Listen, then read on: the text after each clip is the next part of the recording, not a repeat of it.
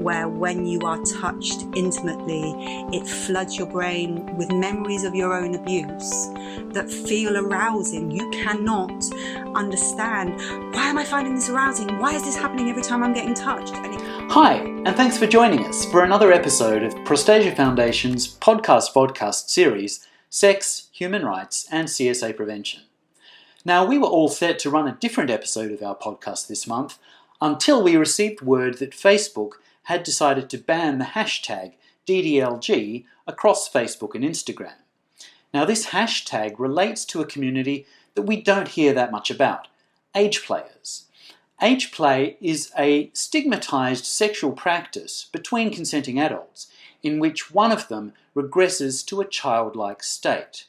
Now, for many people it's simply a kink, but for others it can be used as part of their therapy in healing from child sexual abuse. So this month we're talking to someone who knows both about age play as a sexual practice and as a form of healing, because she's a professional counsellor named Faye Brown. Just a disclaimer before we begin, although Faye is a professional counsellor, the advice that she gives may not be applicable to your situation, so you should talk to your own professional therapist if you're in a similar situation.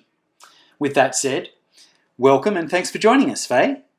Hi, yes, hello Jeremy, and thanks for welcoming me on. So tell us a little about what led you to develop your Project Snowball and how your practice as a counsellor relates to your own experiences as a survivor. So yes, I'm a survivor of infantile abuse through my paternal grandfather, so it was incest. And my infantile abuse was sort of branded and shamed, and I was the person that, destroyed the family and all that sort of stuff because I was the victim, and how that sort of thing can go. So when I developed Project Snowball, firstly as a survivor, but also as a sufferer of trauma survivor conditions, which I've now worked through, but they're all very, very difficult and very unresearched, and they're not talked about. And I would like every survivor to have some knowledge on what things they might go through as a survivor. So I started Project Snowball after qualifying as a counsellor, and really wanted to bring together and educate all survivors and people born with minor attraction that they can create safety within whatever they are struggling with because of that. So the disorder comes from not living well with something, and we treat a lot of survivors with autopedophilia or pedophilic obsessive compulsive disorder, which is POCD. And autopedophilia is a condition where, and there's a spectrum, where some people have come to terms with it and it is just a kink type aspect to their sex life where they enjoy regression, age play, allowing someone to be the dominant adult part while they be the little, and they find that sexual, and it's between two consenting adults that understand the historic and look after it. Or it can be in the middle where someone has come to terms with it, but they don't want it to be part of their sex life. They just want to know that it's usual for someone with trauma, and that's a lot of anecdotal evidence for that. Showing that this very regular to have some kind of sexual dysfunction or dysphoria in your body because of trauma, because your Mohican of self didn't get switched on because you were in your fight or flight part of your brain, your amygdala. So Project Snowball is asking in the spectrum where you have some people that are okay with it but they don't want to share it, and then there's the other end where people aren't okay with it, don't know what it is, are very frightened, are scared to the point of almost suicidality because, oh my God, am I going to be a monster? And they hear all of these sort of false statistics saying that you're more likely to become an abuser because you've been abused, which is absolute falsehoods and discrimination and stigma. The same as if you're minor attraction, that means you're a monster and you're something waiting to happen to do something to someone, when really you're not. You're just a person living with a condition. And it can lead, when you're up this end of autopaedophilia, where when you are touched intimately, it floods your brain with memories of your own abuse that feel arousing. You cannot understand, why am I finding this arousing? Why is this happening every time I'm getting touched? And it can lead to POCD, where they're desperately searching for the answer of whether I'm minor attracted or not. And it can lead to the darker end of the internet and viewing child sex exploitation material just for self-identification, or to know whether they should murder themselves or not, because they're in such conflict of this idea or this brain connection, or the way that they somatically respond to intimate touch, to the historic scar on their brain. And it's a really traumatic condition until you have some counselling or you have some education and you know, oh, that's just a trauma scar and I'm allowed to live with it fine. And I want those who are born with minor attraction or given it through trauma to understand it's just a condition to live with. And I'm so sorry that it's been branded, you know, some kind of monster condition, but it's not. It's a human condition that we need to look after. So how common, do we know how common it is for people who've undergone infantile abuse to have these responses? Well, as I said, there aren't a lot of research and studies, but the anecdotal evidence is growing, and I feel like we want to push this. I am going towards that with my governing body at the moment, BACP, writing a journal article for them to push towards understanding this condition and understanding how prevalent it is in survivors. And when you block them being able to bring this into the room, you're blocking them entirely, because if you can't look at their most scary, their most frightened, their most fearful, then you're not meeting them as a person whatsoever. You're meeting them as a good boy or a bad boy or girl. And in that, then they're becoming a role for you instead of meeting you in a vulnerable place so that they can meet whatever is vulnerable. So we want to encourage people to be vulnerable with this thing in a safe space so that they're not going to get doxxed, they're not going to get judged, they're not going to get shamed. It's going to be fine, it's going to be usual, it's going to be understandable. And let's see what we can do to make these things easier to live with, to create boundaries, to invite people into the knowledge of it so that it doesn't feel so shameful and discriminated against. So there are many different and diverse ways in which survivors can work through their trauma and find comfort and healing. Can you tell us about some of them that have been helpful for you? Yes, so my main bag, my absolute passion is person-centered counselling, and I just feel like every person deserves to go somewhere where they have a trained person in empathy and who can just hold a space for you to fill and you to go out feeling like, oh, I know thyself better. I know how to look after myself better and everyone around me in that communication thing. So, I also like when you've gotten to a point where you are in therapy to use neuroscience, which I'm absolutely in love with.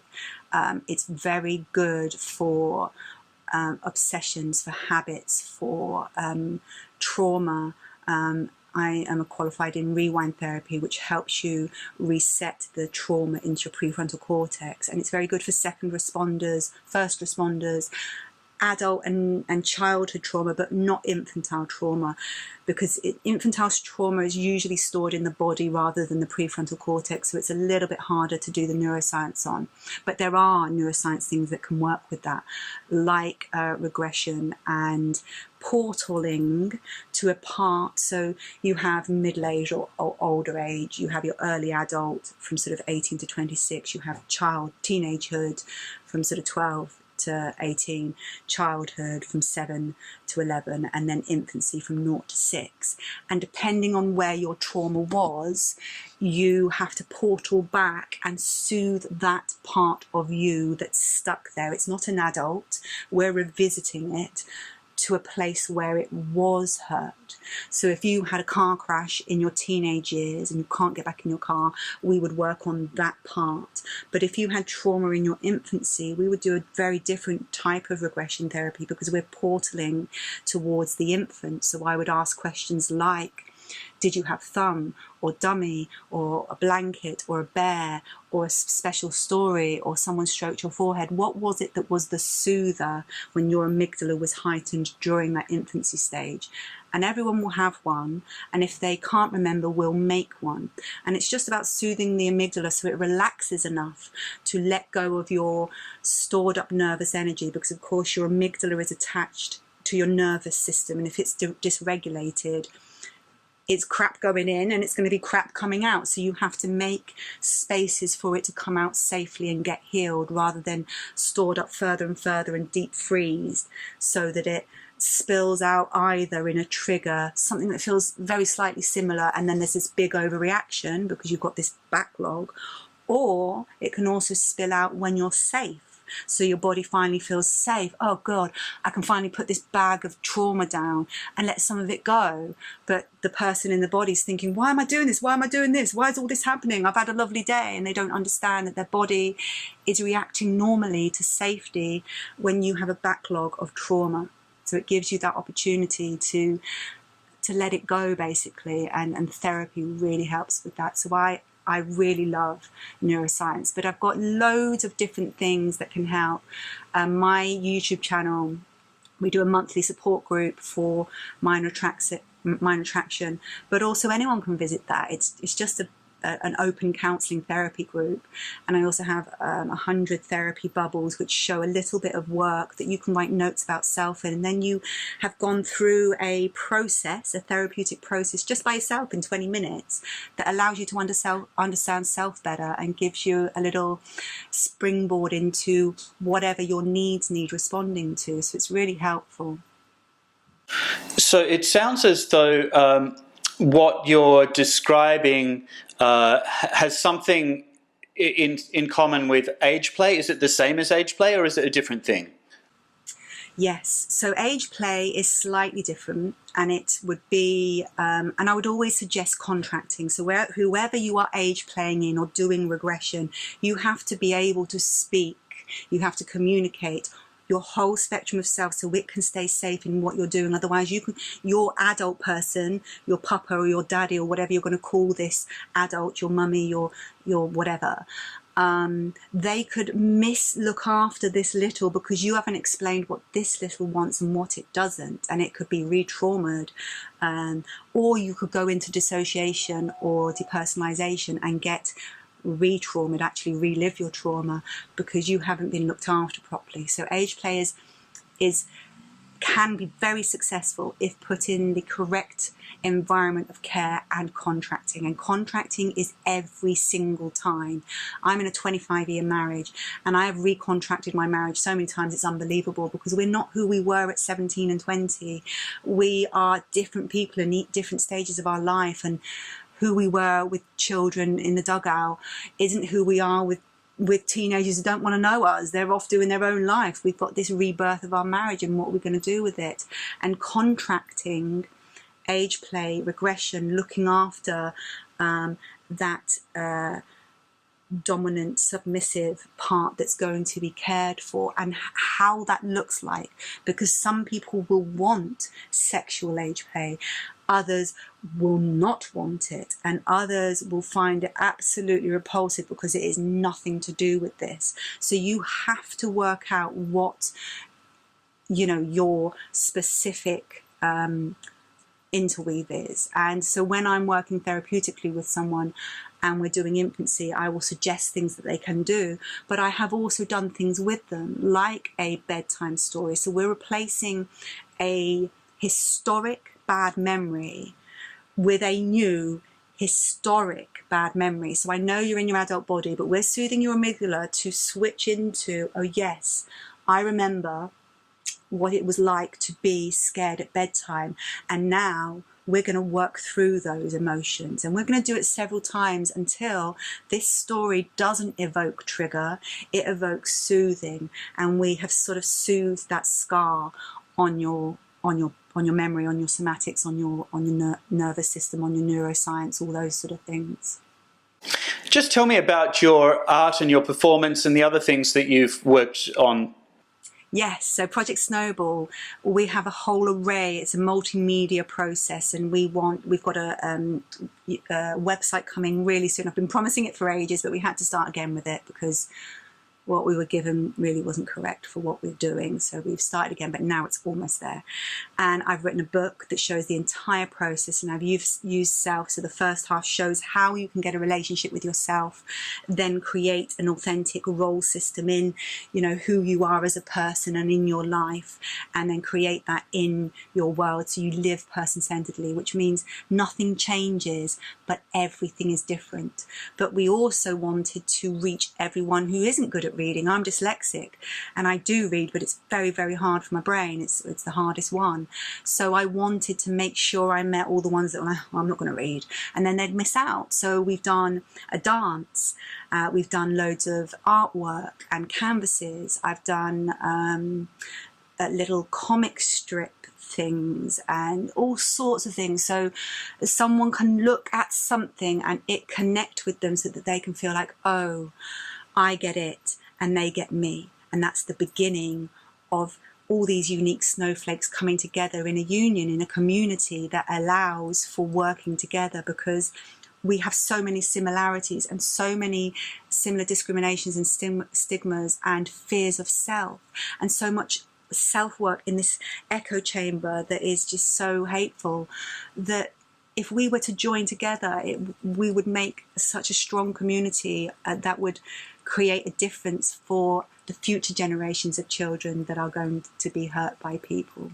And this isn't people who are minor attracted, because most offences happen statistically by those who are heterosexual males who are just struggling internally with a conflict, and it just happens that they didn't steal a car or beat someone up or get really drunk for ages. They abused a child, and oh God, what have I done? And if we create a society that men are allowed to talk, they are raised like women to have feelings and talk about them, then they might not get into these situations where they're abusing children. And also, if we study those that have this attraction and don't abuse them, we might be able to help those who are struggling with it, even though they're not. And all these interweaves that actually make survivors, minor attracted sufferers, and minor attracted well-beings who are non-offenders, no maps, non-offending minor attracted people, all come together to make something safer for future generations, so we can educate children on my body, my rules, and their autonomy and self-governance in that. So the Project Snowball wanted to reach every forum and do every medium, so that anyone can be part of it, basically. So one of the interesting things that you said earlier was about how, in some ways, survivors of trauma and people who haven't suffered any external trauma but were born with pedophilic attraction, in some ways are in the same boat, which I found interesting, that stigma is kind of affecting both of these different groups of people in a very similar way. So how can we combat the stigma that surrounds child sexual abuse? Yes. So what I want to do with this project is try and connect these two groups, because if we did that, we would shine a light on the entire topic. When we have a no map campaign and movement that is principally and in utter belief that children can't consent to sex and they would never harm a child, they love them too much, it's such an emotional attraction for them that they couldn't project that upon them, let alone do it to them. So when we get those beautiful people, I mean, they are my heroes, and the beautiful people that have survived it and they've become warriors, like these others that are warriors. They are both fighting one of the hardest things that children can come to terms with, that when they get to their sexuality, their teenagehood, and those hormones kick in, you go, oh God, am I finding this sexy? Or, oh God, I am finding that sexy and I can't tell anyone. And that's survivors or children who are utterly innocent. They've not done a single thing, and yet we're going to hold them in a concrete place that says, no, you're a monster and you stay there. And I'm bereft of it. And we nearly got there a couple of times. We got to the point where our campaign, we were writing memorandums of what things hurt nomads and what could be considered and what could be, you know, thoughtful about, and what again are the trigger words for survivors, and how we could respect these two little differences, and what these needs are, and let's come together on this thing. And it all fell apart because, you know, the two people, or, you know, one or two people that were too disgusted by the thought couldn't connect, and it all fell down. But I'm not into banging my head against a brick wall, because that hurt, but I'm into try again a million times, because I'm passionate and I can't be on this planet without trying. My life does not make sense as a life. I am not a person unless I am meeting this and working with it and making difference for it, because it's such a painful thing to go through, isolated as a child. So I'll certainly be linking to all of the resources that you've got in this video or in the podcast. If people want to check out more, they'll be able to follow those links. And there's too much information there for you to impart everything that you've got to say. But if you had to choose just one lesson about preventing sexual violence, what's the one most important thing for our society to learn? Yes, my one lesson is know thyself. Do the work on getting to know who you are, so that each morning and even each afternoon you can represent this body and this person here today now. And you can look after your historic, and you can boundary projection, and you can keep your own self-knowledge of self above any tidal wave of hate and stigma and discrimination. And you can keep yourself safe, because one day you could enjoy being at a park with all your friends and just having a lovely day, and another day it could be triggering, and it could be danger, and it could be I shouldn't be here.